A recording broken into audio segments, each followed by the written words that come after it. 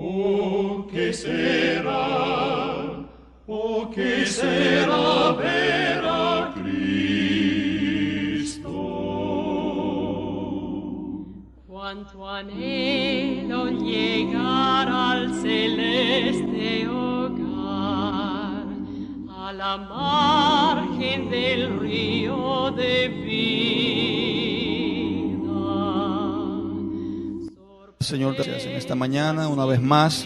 Gracias por permitirnos estar acá, Señor, y ser parte de tu familia, de tu cuerpo, de tu iglesia. Señor, gracias, porque todo lo que estamos aquí en este momento, Dios, tú nos has preservado, cuidado, nos has dado la salud. Y a ti te ha placido hoy, Señor, que estemos en tu casa adorando, glorificando tu nombre. Oh Dios, instrúyenos, enséñanos, ministranos, Señor, a través de tu palabra. Cada área, cada aspecto, Señor, que tú entiendas, debemos ser, Padre, confortados, alentados, pero también, Señor, disciplinados y confrontados. Por favor, que tu palabra, tu Espíritu Santo sea, como siempre, Dios, haciendo la obra en nuestros corazones. En el nombre de Jesús te lo pedimos. Amén y amén.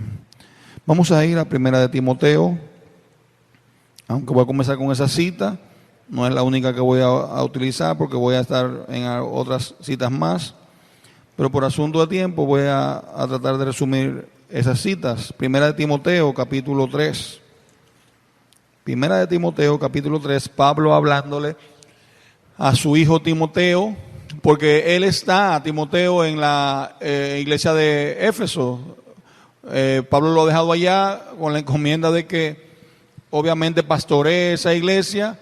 Timoteo, recuerden que es un joven que prácticamente Pablo lo dio a luz en el sentido espiritual, como él mismo lo dice. Entonces, le está escribiendo Pablo a Timoteo algunas instrucciones puntuales, como hacen muchas de sus cartas, sobre qué debe hacer Timoteo y cómo debe conducirse. Entonces, en 1 de Timoteo capítulo 3, los versículos 14 y 15 dice así. Se pueden quedar sentados y síganme por favor con la vista. Si hay alguna visita, hermanos, en medio nuestro, por favor, ayúdenle con la Biblia para que puedan también leer. Dice 1 Timoteo capítulo 3, 14. Esto te escribo, aunque tengo la esperanza de ir pronto a verte. Versículo 15. Para que si tardo, sepas cómo debes conducirte en la casa de Dios, que es la iglesia del Dios viviente, columna y baluarte de la verdad. Aquí, en este último versículo 15, quiero resaltar algunas imágenes y figuras que Pablo utiliza para referirse a la iglesia de Cristo. Dice así: para que si tardo sepas cómo debe conducirte en... La primera figura que utiliza es la casa de Dios. La iglesia, hermano, y lo que entendemos y conocemos como el cuerpo de Cristo, que es otra figura, Pablo aquí le llama la casa de Dios. Pero también le llama, sigue diciendo, que es la iglesia del Dios viviente. Por eso precisamente que somos un cuerpo donde la cabeza es Cristo y el cuerpo tiene vida. Dice aquí la iglesia del Dios viviente, la segunda figura que utiliza Pablo. Y la tercera figura que utiliza, columna y baluarte de la verdad. Aunque utiliza esas figuras, no son las únicas que la Biblia y en el Nuevo Testamento aparecen para referirse a lo que conocemos como iglesia, eclesia, comunidad de creyentes, la comunidad de todos los verdaderos creyentes. Hay otras figuras, hermanos, que Pablo utiliza y algunas de ellas las voy a mencionar rápido. Por ejemplo, la que utiliza en Efesios, que relaciona a la iglesia como la esposa de Cristo, es otra figura. Se asemeja la relación entre el esposo y la esposa a la misma entre Cristo y la iglesia. Efesios 3, 14, pero también, Efesios 5, 32, pero también en Corintios se refiere a el esposo y la esposa, refiriéndose aquí a Cristo como el esposo y a la iglesia como una virgen pura, para presentar a Cristo el esposo y a la iglesia como una novia sin tacha, sin mancha.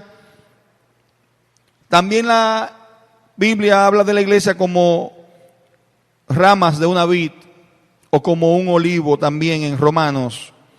También habla como un edificio construido, dice Pedro, no con piedras, ¿verdad?, inanimadas, sino con piedras vivas, que somos tú y yo, cada creyente.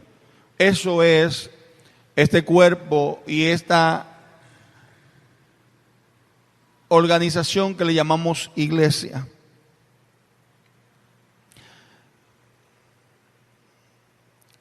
Cada una de estas metáforas, hermanos, si se fijan, y cada uno de esos usos que la Biblia hace para referirse a la iglesia de Cristo, nos ayuda a apreciar el gran privilegio que Dios nos ha dado de que seamos parte de su iglesia, a lo que somos salvos, creyentes. Ojo con esto. Porque si vemos la iglesia como una familia, eso debería aumentar nuestro amor y compañerismo los unos con los otros. Somos una familia, la familia de Dios. Eso quiere decir que los demás hermanos, mis demás hermanos, hermanas creyentes, son mis hermanos. Y a veces hasta incluso más que hermanos de sangre. Hermano, hay personas que desarrollan y tienen más amistad y son y más hermandad que con los hermanos de la fe, que con la misma familia terrenal, sanguínea. Porque obviamente si su hermano carnal no es cristiano, hay cosas que no va a compartir ni va a entender, que como si fuera su hermano en la fe. Así que no solamente debería motivarnos más al compañerismo y el amor unos a otros, el hecho de pensar en la iglesia como la esposa de Cristo debería estimularnos a prepararnos y siempre conseguir una mayor pureza y santidad, y también mayor amor a Cristo y la sumisión a Él y someternos a Él. Cuando vemos la iglesia como una vid, como ramas de una vid, debería hacernos descansar y depender más de Él completamente, así como las ramas de la vid descansan en el tronco. Deberíamos descansar más en Cristo. Y cuando vemos la iglesia en la metáfora del cuerpo de Cristo, eso debería aumentar, hermano, nuestra interdependencia de unos a otros y apreciar las capacidades y los dones de cada uno de nuestros hermanos. Porque todos tenemos diferentes capacidades, diferentes talentos, dones, y gloria a Dios por eso, porque en esa diversidad Dios muestra su gracia también en su iglesia. Imagínense si todos hiciéramos lo mismo. No. Y gloria a Dios por eso. ¿Por qué traigo a colación eso? Porque, hermanos, en este tiempo que estamos viviendo y sobre todo como estamos viendo el mundo y todo lo que se está desencadenando, la iglesia debe cumplir su propósito y lo va a cumplir aquí en la tierra. No hay nada ni nadie que lo impedirá. El propósito por el cual Dios ha puesto a su iglesia visible, la iglesia local, pero también la iglesia global, general, se va a cumplir. Mayormente los estudiosos engloban este propósito en tres. Lo que llaman a veces el triple propósito de la iglesia. ¿Para qué existe la iglesia? Díganme a ver. Si yo le preguntara ¿para qué existe? ¿Cuál es el propósito al final de la iglesia? ¿Por qué está usted aquí sentado en un banco? ¿Por qué usted se levanta un domingo y dice, bueno, vamos a la iglesia. Ah, porque me obligaron. Ok, pero no. ¿Cuál se supone que es el sentido, el propósito por el cual usted se levanta y viene y se congrega en una iglesia? Hay 3, normalmente, que son los propósitos bíblicos de una iglesia y deberían estar en equilibrio para que la iglesia fuera una iglesia sana, saludable. El primer propósito se relaciona, y no por eso en ese orden, uno no es más importante que otro, no importa el orden en que se mencionen, pero los 3 propósitos, uno se relaciona con Dios en el sentido vertical hacia arriba, el otro tiene que relacionarse con los creyentes, con mis hermanos en el sentido horizontal, con los demás hermanos, y el otro se relaciona con los de afuera, con el mundo, con los no creyentes. Así que, bíblicamente, en Colosenses, si leemos 3:16, repito, voy a ir leyendo para respetar el tiempo, y dice, canten salmos, himnos y canciones espirituales a Dios con gratitud de corazón. Pero también dice en Efesios 1:12 que Cristo, Él nos ha destinado, preparado para que seamos para la alabanza de su gloria. Y también dice en Efesios 5, vuelve y repite de nuevo, igual que Colosenses, canten y alaben al Señor en el corazón. Eso está hablando de un propósito y un ministerio hacia Dios que tiene que ver con la adoración. La iglesia existe para adorar a Dios. La iglesia, tú y yo existimos para traer gloria y honra a Dios. Tú y yo existimos, hermano, en primera instancia para glorificar su nombre, para la alabanza de su gloria. Hemos sido creados. Primer propósito de la iglesia. El segundo propósito tiene que ver y se relaciona con los creyentes, decía, en sentido horizontal. Y tiene que ver con conformarnos a la imagen de Cristo, a esa plenitud que hay en Cristo. ¿Y cómo nos vamos a conformar y a perfeccionar hacia llegar a esa estatura? A través de la enseñanza, de la formación, de la edificación a través de su palabra. Efesios 4, 12, 13. Dice, repito, lo pueden ir anotando y yo le voy a ir a dar lectura ahí rapidito. En Efesios 4, 12, 13 dice, la unidad del Espíritu, a fin de perfeccionar a los santos para la obra del ministerio, para la edificación del cuerpo de Cristo, hasta que todos lleguemos a la unidad de la fe y del conocimiento del Hijo de Dios. ¿A qué? A un varón perfecto, a la medida de la estatura de la plenitud de Cristo. Hay un propósito también como iglesia que está establecido y que Dios espera, y es que Él nos ha dotado de las herramientas y los mecanismos para que cada uno lleguemos a la estatura de la plenitud de Cristo. No hemos llegado, obviamente. Si alguno me dice, sí, ya yo estoy ahí, bueno, entonces vamos a dejar esto. Entonces, ninguno estamos en ese proceso de ahí conformándonos y perfeccionándonos. Para eso Dios, repito, en la iglesia también ha dotado de talentos, dones, capacidades especiales, hermanos, para que nos edifiquemos y crezcamos. El tercer objetivo, propósito de la iglesia, decía que tiene que ver con el mundo y va relacionado al ministerio hacia el mundo, hacia los perdidos, y tiene que ver con la gran comisión, el ministerio de la evangelización y de misericordia, de ayudar a los pobres. Tiene que ver con lo que establece y dejó Cristo en Mateo, diciendo, id a todo el mundo y predicar ese evangelio, bautizando en el nombre del Padre, del Hijo y del Espíritu Santo. La gran comisión. Pero también tiene que ver con la ayuda a los desvalidos, a los más pobres y necesitados. Dice la palabra en Lucas 6, 35, ustedes por el contrario amen a sus enemigos. Está hablando Cristo a sus discípulos. Háganles bien y denles prestado sin esperar nada a cambio. Así tendrán una gran recompensa y serán hijos del Altísimo, porque Él es bondadoso con los ingratos y malvados. Sean compasivos ustedes, así como su Padre es compasivo. La iglesia está llamada a mostrar esa compasión y a mostrar ese amor por los perdidos, también en evangelismo. Son tres normalmente esos propósitos que se engloban. Ahora, les decía, no hay ni uno más importante que otro.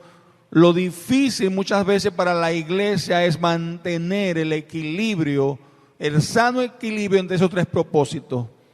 Una iglesia puede ser muy dada a la adoración a Dios, tener grandes ministerios y que se mueva y muy activa en cuanto a todo lo que tiene que ver con adoración a Dios, y sin embargo evangelizar muy poco y hacer pocas obras de ayuda a los pobres y necesitados, y hay un problema.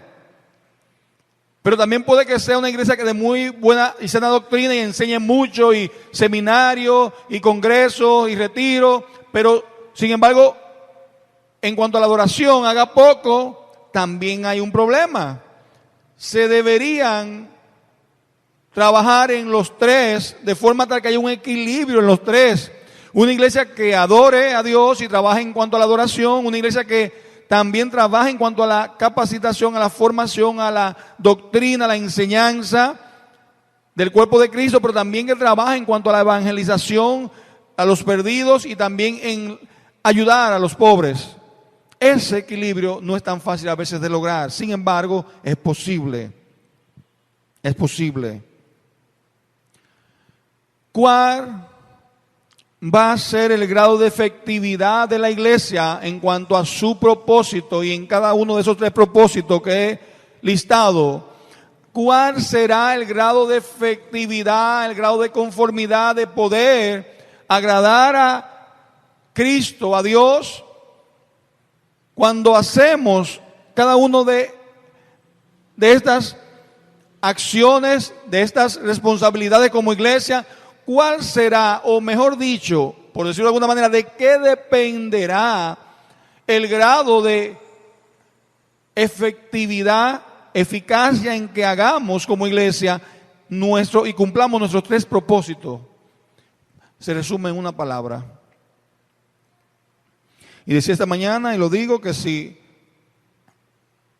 podemos entender eso, podemos aquí terminar, orar y listo, no podemos ir. La manera en que la iglesia aborda el ministerio hacia Dios en adoración, hacia los creyentes en enseñanza, en edificación, hacia el mundo perdido, va a ser efectivo dependiendo, hermanos, de una palabra. Se llama pureza. Dios está llamando a una iglesia que haga y cumpla con su propósito, pero ¿sabe qué? Que se mantenga en pureza, que se guarde en pureza. Le voy a dar la definición de lo que Wayne Grudem dice como pureza.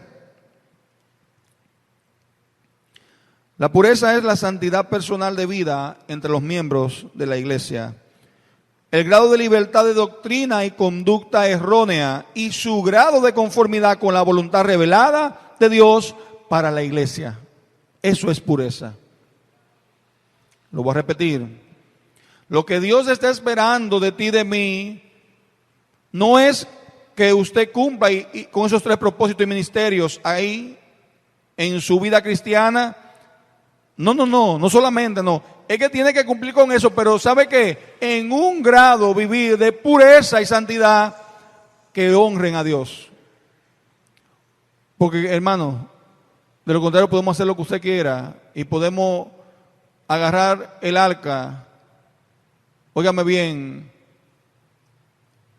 y poner los caballos e intentar ponerle la mano y vamos a caer muertos. Sin santidad nadie verá al Señor. La pureza es la santidad personal de vida entre los miembros de la iglesia, el grado de libertad de doctrina y conducta errónea. ¿Cómo así? El grado en que su conducta se condicione al error, o no se condiciona al error, sino se condiciona y se conforma a la voluntad de Dios revelada en su palabra, que es la que nos rige. Amén. Y para eso tenemos que entender lo siguiente: si vamos a hablar de pureza y ese grado de santidad, tenemos que entender, hermanos, que la Biblia, y de hecho es una doctrina, se llama santificación. Y aquí la hemos hablado bastante, otras veces, pero es bueno recordar que en la Biblia la santificación se nos da como una condición ya aplicada al creyente, pero también como una condición que es progresiva y sigue día a día. Hay que trabajarla. Pero a diferencia, oiga bien, de lo que ocurre en la regeneración, cuando usted vino a Cristo, se convirtió, se arrepintió, a diferencia de lo que ocurre ahí, en ese momento, que repito, es un milagro, porque no podemos entender a ciencia cierta cómo ocurre el milagro de la regeneración. A diferencia de que cuando se da la regeneración, es en un momento, en un instante único y no vuelve a repetirse, usted pasa de muerte a vida, dice la palabra. Increíble. Pero ahí mismo usted es justificado. Pero ahí mismo usted es adoptado en una nueva familia, la familia de Cristo, de Dios. Pero ahí mismo usted es reconciliado. Todo eso en el mismo instante. Hay muchos que han, diría yo, cometido el error de querer ponerle orden. Pero, hermanos, a un milagro de semejante magnitud, realmente lo que fue primero, lo que va después, yo quizás no lo veo tan importante. Yo quizás le doy más mérito a qué grandioso ha sido, Dios mío, el Salvador y nuestro Dios en planificar una salvación tan grande. En un instante, el que estaba perdido, muerto, esclavo en el pecado, pasa ahí mismo a vida. Se regenera y ahí mismo es justificado de toda su culpa y su maldad y su pecado. Es perdonado, es adoptado en una familia, es redimido y es reconciliado con Dios. ¡Wow! Yo decía esta mañana de una historia que leía, y obviamente salvando las diferencias, pero de una joven muy aparente, hermosa, que ella tenía buena reputación y eso le permitió tener un crédito en una tienda y ella comenzó a tomar prestado y llegó un punto en que se endeudó tanto que ya tenía varios billones en deuda y no había pagado. Entonces la llamaron de la tienda para que pagara y se acercara, pero todo el que tiene tarjeta de crédito sabe que usted, por más que pase y pase la tarjeta, puede meterle esa tarjeta todos los miles, pero lo van a llamar después del corte, tiene que pagarla. Y después que lleguen esos días del corte, se cumple que tenga que pagarla. Si no la paga, lo van a llamar del banco. Y si no la paga, lo van a seguir llamando. Y va a llegar un punto en que van a decir, mira, ¿sabe qué? Ya te dejan de llamar del banco. El caso pasa a legal. A un departamento hermoso que se llama legal. Y ahí ya lo que te llaman son abogados. A decirle, señor, mire, le estamos llamando una llamadita de cortesía, recordatorio. Ajá, sí, es de tal oficina, ya ahí hay problema. Porque el caso ha pasado a manos de abogados. Bueno, esta muchacha no puede pagar, ya el caso está en manos de legal, abogado, se desentiende, comienza a huir de esa situación que ella ha creado por su deuda y todo. Y ahí pasa el tiempo y un muchacho se enamora de ella. El muchacho comienza a tratarse y el muchacho le dice sus intenciones hacia ella y ella, wow, está feliz, pero ella sabe que oculta algo detrás y no quiere decírselo. Todo su problema que tiene, las deudas, los millones, legal, todo, no quiere decírselo. Y no sabe hasta que ya en un momento dice, mira, ¿sabe qué? Todo bien, yo estoy muy bien con la relación, tú me agradas, pero tengo que decirte algo, la verdad, sí, yo tengo que decirte mi pasado, cosas de mi pasado que tengo que hacértela saber. Y la muchacha cuando comienza a contarle al muchacho de todo lo que ella ha hecho y todas las deudas y todo el tema legal que tiene y demás, el muchacho le dice, ajá, pero ese es el problema. No, no es problema, si son tantos millones la deuda, yo la asumo, yo te la pago. Yo creo que quiero estar contigo y yo te quiero, ven, ¿dónde hay que ir? La muchacha se sorprende. ¿Qué? Sí, ven, vamos, ¿dónde? Pero, y van a la tienda, porque el muchacho dice que el novio va a pagarle la deuda. Cuando llega a la tienda, sorpresa, el dueño de la tienda es el papá del muchacho.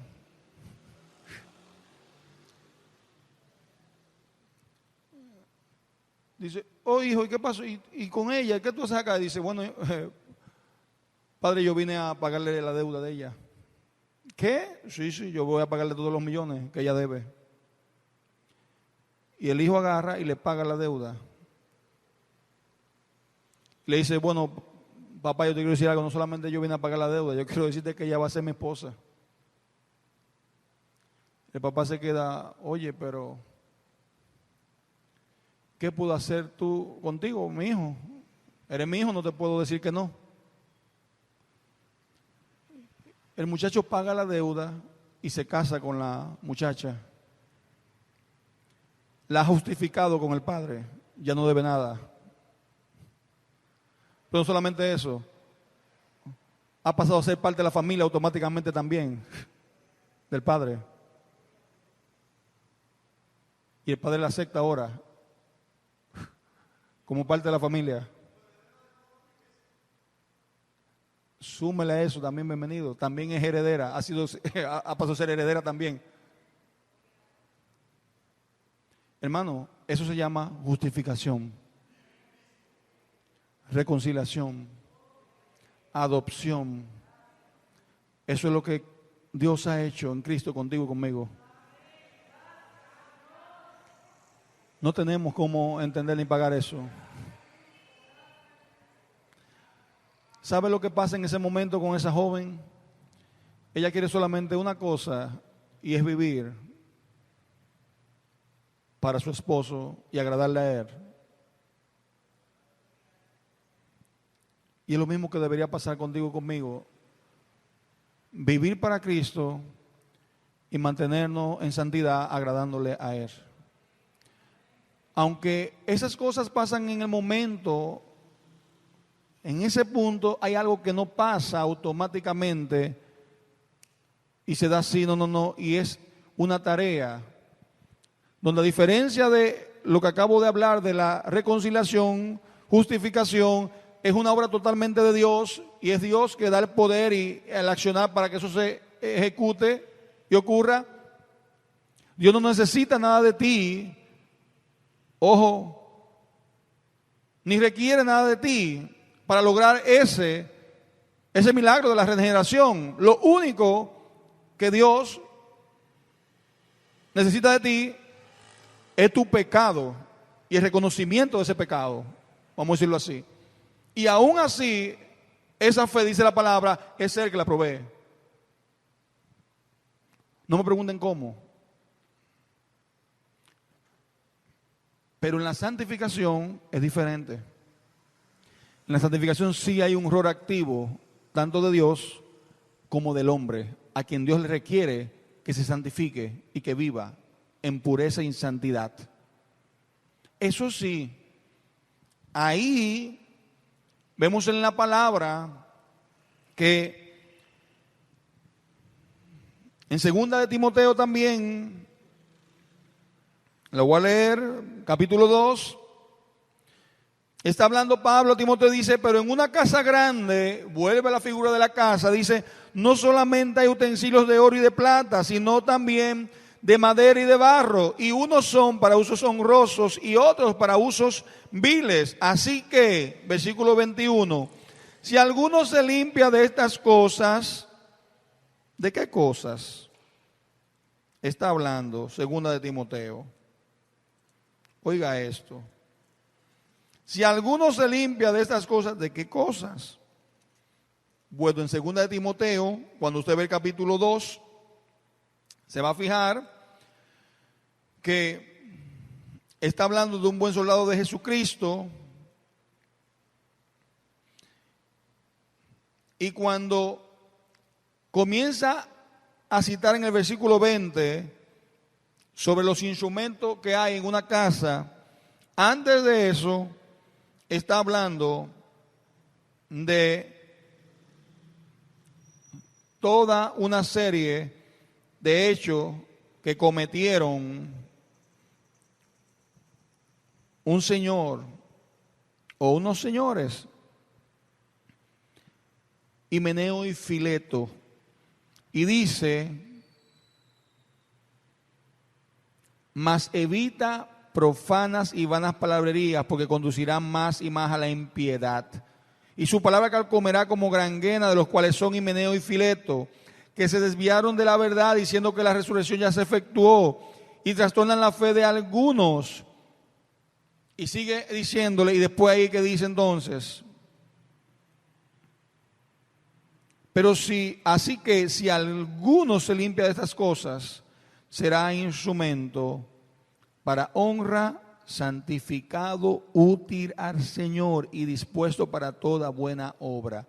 Santificado. Hermano, los instrumentos útiles del Señor han sido santificados y siguen siendo santificados en su vida día a día, en la vida cristiana.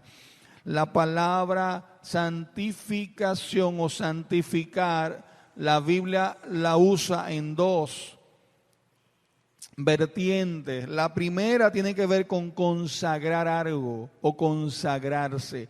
Cuando Dios, la palabra dice que hemos sido santificados, y Pablo habla a los santificados de la iglesia, se está refiriendo a los que han sido consagrado, separado, apartado para una tarea, una función específica de parte de Dios. Entonces tú y yo como iglesia hemos sido separados, apartados del mundo para una tarea de parte de Dios. Hemos sido santificados. Pero también, además del hecho de consagrar algo, de consagrarse, la palabra y el término santificado tiene que ver con purificar, con limpiar, limpiarse, purificarse. En esos dos sentidos, la Biblia usa el término santificación. Dice, seguid la santidad sin la cual nadie verá al Señor, Hebreos 12, pero también dice, para servir a Dios tenemos que ser puros, santos y limpios por medio de la sangre de Cristo. También en 1 de Tesalonicenses 5:23 también lo expresa así la palabra. Y el mismo Dios de paz os santifique por completo, y todo vuestro ser, espíritu, alma y cuerpo sea guardado irreprensible para la venida de nuestro Señor Jesucristo. El mismo Dios de paz os santifique, nos limpie, nos purifique por completo. Así que la palabra se refiere a nosotros los santos, lo que hemos creído, los verdaderos creyentes, siendo apartados, separados, hemos sido santificados ya, pero también habla en términos presente y futuro que nos estamos santificando, y nos llama por eso la palabra a santificarnos. ¿Sabe por qué? Porque no es Dios el que tiene que santificarse. Es una responsabilidad tuya y mía de entonces procurar vivir en pureza y santidad delante de Dios. ¿Qué significa eso? ¿Qué significa eso?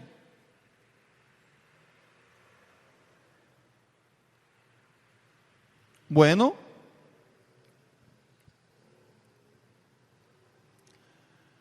que yo voy a vivir como Cristo me está llamando a que viva. Y como Pablo dijo en algún momento, en 1 Corintios 11, y es algo de lo que me llama mucho la atención de Pablo. Oiga qué nivel de Pablo. Sé imitadores de mí. Imítenme a mí como yo soy de Cristo. Mírenlo ahí. Sé imitadores de mí. Pero señores,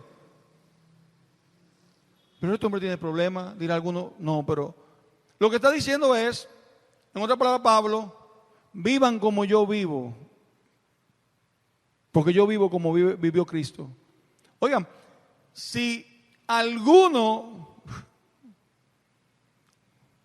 vive como yo vivo o me imita a mí, estará muy cercano al modelo de Cristo. Bueno, hermano, yo no me atrevo a decir eso, ni cerca. De que imítenme a mí, a Kemuel, así como yo imito a Cristo. No. Me falta demasiado. Demasiado. Pero ¿sabe qué? Eso no me excusa. Porque debería ser mi meta y mi objetivo a que yo pueda decir, vivan como yo vivo. Así como Pablo lo dijo. Imítenme a mí. Debería ser el objetivo de cada uno de nosotros como creyentes, los que estamos acá. Que la gente vea y quiera decir, wow, yo quiero vivir como Orlando vive. Yo veo a Cristo en él. Yo quiero vivir como Ana vive. Yo veo a Cristo en ella. Ese debería ser un objetivo nuestro. Wow, yo quiero vivir como vive ese muchacho, esa muchacha. Oye, ese tiene a Cristo. Eso es lo que hace falta en nuestra sociedad hoy en día, hermanos. Eso es lo que hace falta en nuestra iglesia hoy en día, hermanos. Eso es lo que hace falta. Una iglesia que exhiba la santidad, la pureza y el estilo de vida que Cristo exhibió. La santificación es una obra progresiva que continúa toda la vida del cristiano. Y mientras mayor sea su tiempo y su vida como cristiano, mayor debería ser la madurez y el grado de santificación y de santidad que usted muestre y refleje. Oiga, y no tiene que ver nada. Le dije, la manera en que desarrollamos y nos conformamos a Cristo y ejercemos nuestro ministerio va a ser efectivo no en el grado de santidad de los miembros de la iglesia, en el grado de pureza de los miembros de la iglesia. Una iglesia sin pureza, sin santidad, sin ningún criterio, sin ningún temor por la palabra de Dios, por la cosa de Dios, que está viviendo como en el mundo, que lo que está haciendo es subiendo videos a YouTube, TikTok, haciendo lo que hace todo el mundo, mostrando los bailes sensuales que muestran, mostrándose en traje de baño como se muestran, teniendo relaciones sexuales con el novio, con la novia, como no hay problema, como hace el mundo, teniendo y tomando y haciendo los negocios que hace el mundo igual. Hermano, revísese, sin santidad nadie verá al Señor. Y esto es serio. Y esto eran algunos, mas ya habéis sido lavados, ya habéis sido santificados, ya habéis sido justificados en el nombre del Señor Jesús. 1 Corintios 6:11. En esa voluntad somos santificados mediante la ofrenda del cuerpo de Jesucristo hecha una vez para siempre, porque con una sola ofrenda hizo perfecto para siempre a los santificados. Hebreos 10:10.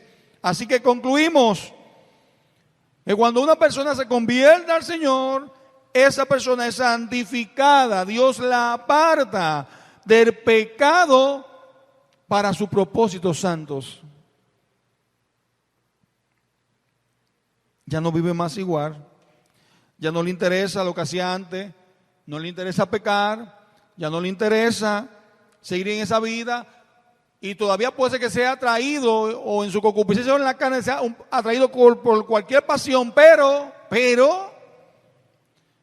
va a resistir y el Espíritu Santo le va a dar la victoria. Cuando acuda a Dios en ayuda para no caer. Ahora, como dice la palabra, pero si tú pecas y continúas pecando deliberadamente,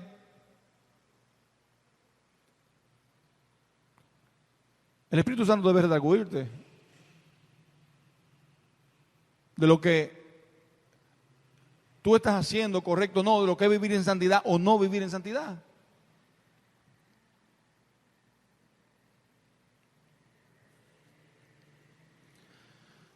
A menos que ya estés en un estado que haya contristado al Espíritu Santo de Dios y ya sigue cauterizado tu conciencia y tu pensamiento, pecando, entonces no eres cristiano. No te confundas. Bajaste las aguas, te bautizaste, viene domingo, ofrenda, haz lo que tú quieras, pero olvídate, no eres cristiano. No nada que ver. Como dijo una persona, el hecho de que tú te metas en una marquesina no te hace un vehículo, que tú te metes en un garaje. Si tú metes una estufa en un garaje, va a seguir siendo una estufa. No se va a volver un Mercedes-Benz. Entonces, el hecho de que tú vengas a la iglesia los domingos, miércoles, y que tú te congregues y asistas, no te hace un cristiano automáticamente. Ojo con eso. Nada que ver.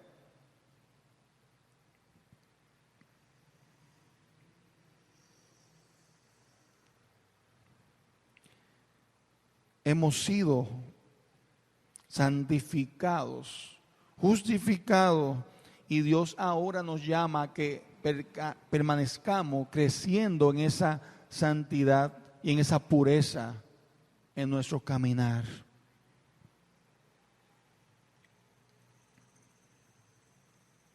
Yo le hablaba viernes pasado y daba un ejemplo.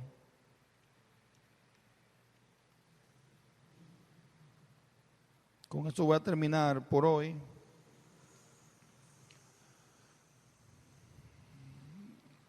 Y los que estuvieron el viernes saben a lo que me referí.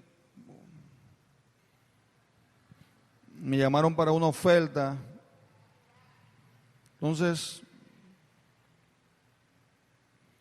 por el tipo de trabajo que yo hago, hermano, yo conozco muchas personas. Y doy gracias a Dios porque a veces eso me ha ayudado. Puede ser un factor ventaja o en desventaja, dependiendo. Pero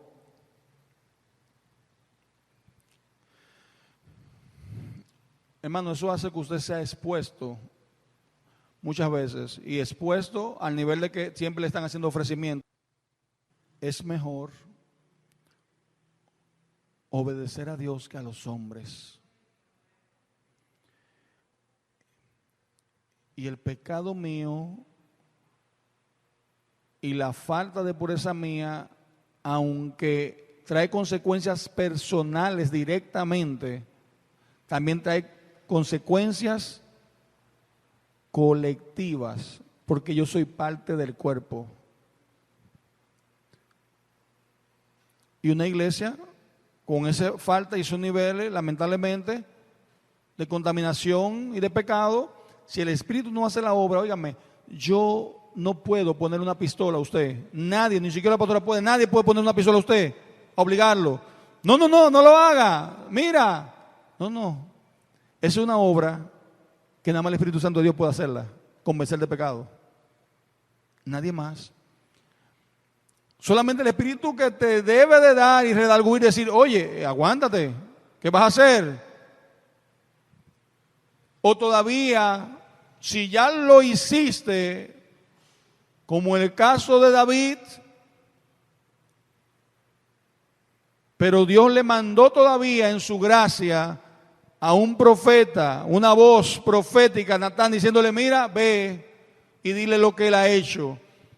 Y todavía ahí David estaba normal. Hasta que Natán le dijo, mira, ¿qué fue lo que hiciste? Esto, en una parábola, recuerda, en una historia se lo narró y después dijo, ¿sabe quién es ese? ¿Qué tú eres con ese hombre? Y yo agarro, pues mira, ese eres tú. Y ahí, en ese momento, fue como que David abrió los ojos y dijo, uy, ¿qué he hecho? Salmo 51 y Salmo 32. He pecado contra Dios. Mano, no se crea que se va a quedar ileso y como que... Ahora, imagínese usted a David. No, Natán, excúsame, déjate de eso, yo soy aquí el rey, yo sé lo que... Y tú sabes lo que yo he hecho y la guerra que yo he peleado y todo lo que yo he hecho. Ahora, para tú venirme a mí a decir, a mandarme a mí, diga que yo... No, Natán, espérate. ¿Cómo así? Bueno, hermano, para eso precisamente Dios ha dado también pautas en su palabra para guardar la comunión y la santidad y la pureza de la iglesia. Se llama disciplina eclesiástica. Para eso existe la disciplina. Es para tú ganar a tu hermano, como dice la palabra en Mateo, para tú restaurar a tu hermano si ha fallado, si ha ofendido. Pero si la persona y el hermano no quiere reconocer la ofensa o el pecado, también la palabra dice cómo se procede.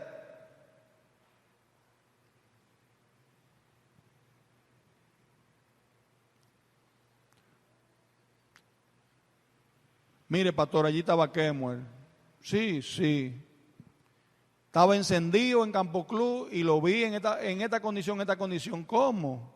Sí. En el reventón del 31. ¿Cómo? No sé, algún nombre de eso. Pero seguro que era él. No sé, se me pareció. Entonces, ¿qué es lo propio de una congregación y de un liderazgo que ama a Kemuel? Me van a llamar. Mano Kemuel, Andresito dijo que estaba pasando ahí por Campo Club, excúsame Andresito, el 31 que iba a llevar algo para su casa y todo, y se le dañó el vehículo en ese momento, se aprietó, pero estaba él ahí parado en la puerta de Campo Club. Qué coincidencia, en la puerta de Campo Club vio a alguien parecido igualito a usted, encendido con los rosarios. ¿Qué? Y no era vigilia ni jubileo. No, pastora, eso no es verdad. ¿Seguro que no era usted? Entonces Andresito, la voz dice, Andresito, ven acá, aclárame esto porque él dice que no era usted, que no es verdad. Mire, pastora, yo aproveché en el celular y tomé una, como ya la tecnología está tan, yo aproveché el celular y tomé una foto, mira a ver, pastores, un clon igualito. Pero mira. Sí, pastor, era yo. He fallado.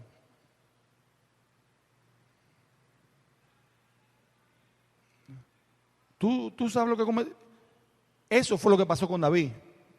Oiga bien, eso fue lo que pasó con David. Ahí él reconoce y entra y dice, wow. Pero si Kemuel dice, no, Andresito, tú eres un farsante.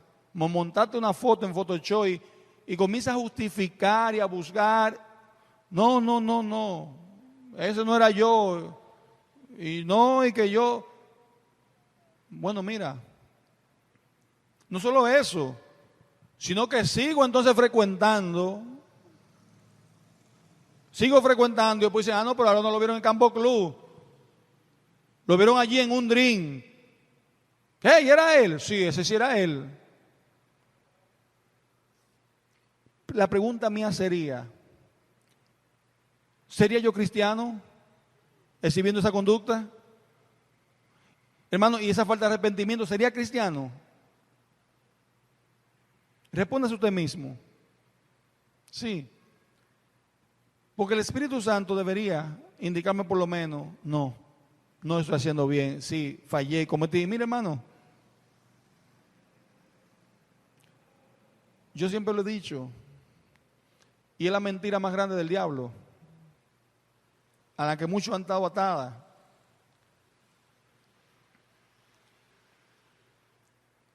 Después que usted pecó o cometió la infracción o hizo lo que hizo, lo más difícil no es confesar.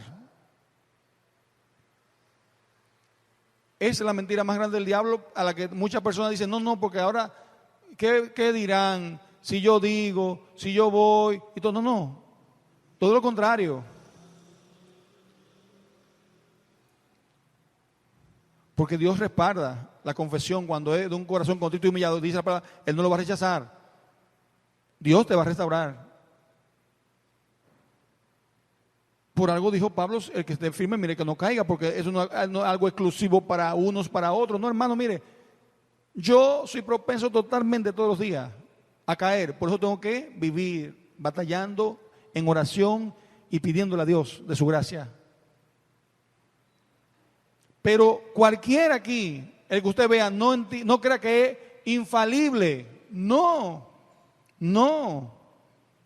Todos tenemos que vivir procurando, oh Dios, santifícame, tráeme pureza de labios, de mente, pensamiento, de corazón, de todas tantas cosas, porque no es nada más.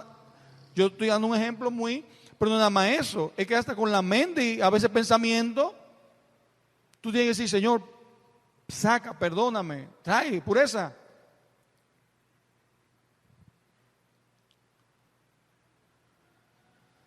El que es débil y que es propenso, sobre todo ahora como andan esas muchachas en la calle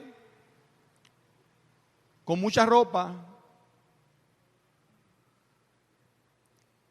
o con ropa de ejercicio, porque ahora también hay una moda que ropa de ejercicio está en el día, está en lugares que tú dices, ¿qué es lo que pasa?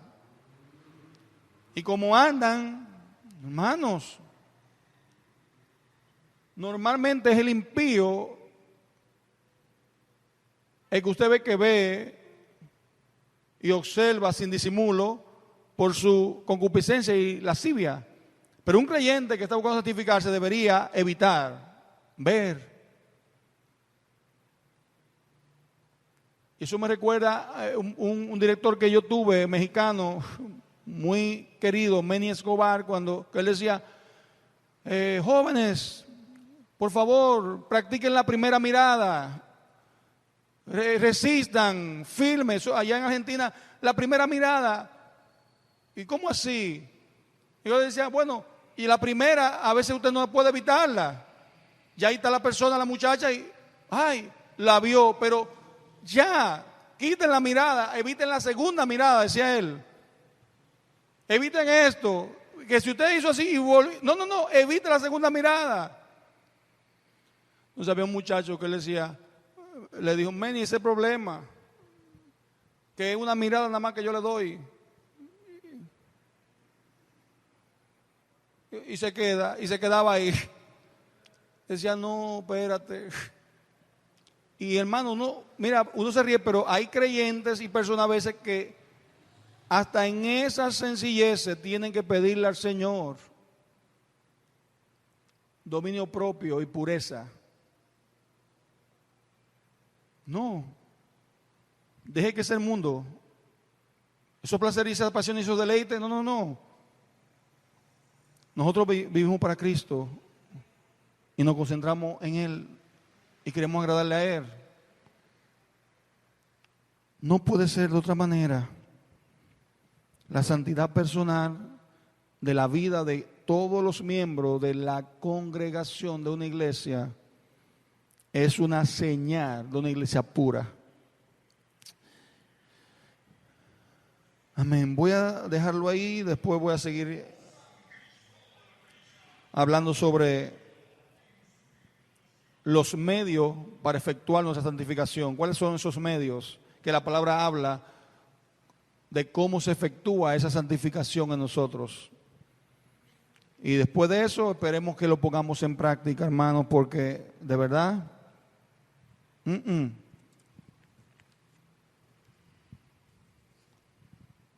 Dios nos ha llamado a santificación a su iglesia. Procure eso, procure eso. Si usted es cristiano, procure eso. Dios nos ha llamado a santificación. En este fin de año, y ya que comienza un año, póngase las metas y propóngase y procure eso. No, espérate, Señor. Vamos a vivir para ti realmente y vamos a hacer los aprestos. Porque sin santidad nadie verá al Señor. Señor, te damos gracias en esta mañana. Gracias por tu palabra, Dios. Oh Jehová, gracias porque tú nos has justificado, nos has redimido, nos has reconciliado con Dios en Cristo, Señor. Oh Jehová, y ahora también nos has santificado y nos sigue preparando, Señor, y dando las herramientas para seguir creciendo, Dios, en pureza, en santidad, para honrar tu nombre y traerte gloria a ti. Que tu iglesia, Señor, se conforme en esa novia pura, santa, sin tacha, sin mancha, que te agrade siempre y te dé gloria. Que podamos decir como Pablo, imíteme a mí, porque yo imito a Cristo. Vivan como yo vivo, porque yo vivo como vivió Cristo. Oh Señor, ayúdanos, por favor, a cumplir el propósito tuyo para tu iglesia, en adoración, en edificación y comunión con los creyentes, en evangelización, Padre, y en ayuda, Señor, a los pobres. Que podamos mostrar a Cristo con nuestro testimonio la mejor manera de evangelizar. Te lo pedimos en el nombre de Jesús. Guíanos a cada uno con tu bendición. Amén y amén. Dios le bendiga. Al eterno